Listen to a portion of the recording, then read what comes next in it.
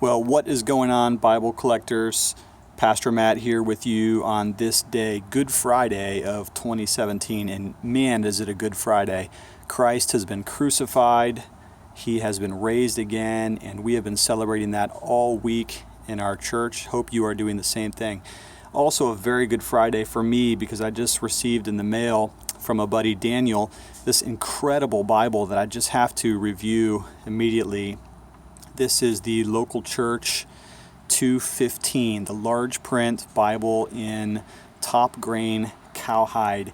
And I'll tell you what, brothers and sisters, I am not a KJV person by conviction or by theology, but I am a KJVL person, which is a King James Version lover. And I have been reading and enjoying my King James Bibles very much so lately, especially this Holy Week, devotionally and otherwise. And I am just so incredibly excited to have received this Bible in the mail, the 215 by Local Church Bible Publishers. Let's have a look at this. First of all, this wins me over right here, and I hope it wins you over as well, just looking at the spine of this Bible. Now, this is a larger Bible, larger than I like. I personally like 8.5 by 5.5 size. This is a 9 by 6, which makes it large. In fact, it weighs almost 3 pounds, which is too much really for the preacher in me. I would prefer something to weigh a little bit less to take into the pulpit. It weighs the same, however, as this longtime friend right here. This is my Cambridge wide margin edition that I have reviewed and shown on many videos. It weighs the same exactly, just less than 3 pounds, 2 3/4 for both of them. So I am not at a loss if I were to take this authorized version into the pulpit with me.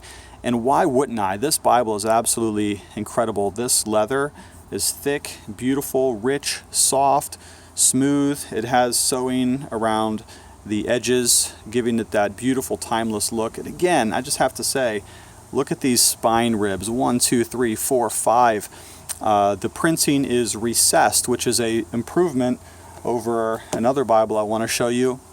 This is the 355, one of the cheaper of the Local Church Bible Publishers Bibles. This one does not have recessed printing, and thus it is beginning to wear away from much use, as you can see. Of course, you know me, you know I use my Bibles very much. I preach and teach with them regularly, devotions constantly, so I'm not surprised it's wearing away. But I digress. Back to the 215, this beautiful authorized version.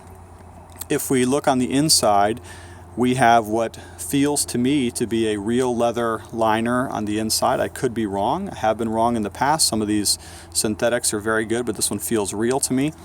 One problem here in this corner is just a little bit nicked up, but that's what happens when you're working with real leather and high quality products on low publication rates. You're not cracking these out by the tens of thousands.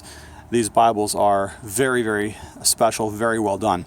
If we look on the inside, we're going to see a King James version that has very large print. This is at least a 12 print. If you cannot read small Bibles, do not get a Pitt Minion. Get the LCBP 215. Large print, wonderful print. It does appear to me, I've only had this Bible now in my possession for about a half an hour, it does appear to be line matched. I have not found any examples where the line matching is not perfectly flawless and well done. I do have just a couple of very small critiques and criticisms. First of all, for the size of the print, you do get rather small margins. You have a little bit of a margin here on the outside, but woe to the person who wants to write a note in the gutter. Wish we could improve that.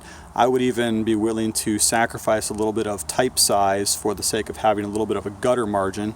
And I wish, by the way, that all wide margin Bibles, which this is clearly not, I wish that they would all mind the gutter so that we who like to take notes and write symbols in our Bibles, underlinings, sermon notes, illustrations, whatever, that we would have a little space to do that on the inside. Okay? This does not have art gilt as some of the higher end Bibles do, like Cambridge or R.L. Allen. There is no color underneath the gold, but the gold gilting is very well done. Really well done. Looks like young blood to me, but it's not. It looks like it, but it's not. It does have a couple of scratches on there, and that's because I bought this Bible used from a friend. And again, thank you, Daniel, for sending this Bible to me. Well, I love the King James, and the older I get, the more beautiful and valuable the authorized version comes to me, especially as the Bible used of the Puritans and the divines, most of whom I read very often as a Presbyterian Reformed guy. I often read more dead people than living people, and so I am connecting more and more deeply and richly with the authorized version of 1611. Again, not a King James only guy, but I am a King James lover guy, and I hope you join me in that admiration of this timeless translation. And if you are willing, this particular edition, the 215. Thank you so much to the folks at local church for doing such a wonderful job on these Bibles. What I'm going to do is post a link to local church Bible publishers in the description of this video. A little sparrow just landed in my yard there. Look at that little guy. Can you see him? I digress. I will post a link to local church, and also, hey, why not? I'll send you over to the Amazon Bible page where you can get all kinds of Bibles. Can't get local church there, but there's all kinds of other wonderful products, many of which I've reviewed.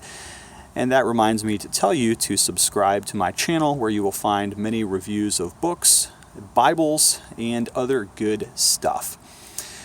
Well, I hope you are worshiping the Lord this Lord's Day, our resurrected Christ on Resurrection Sunday. Perhaps I'll even see you in church. Love you. Have a great week.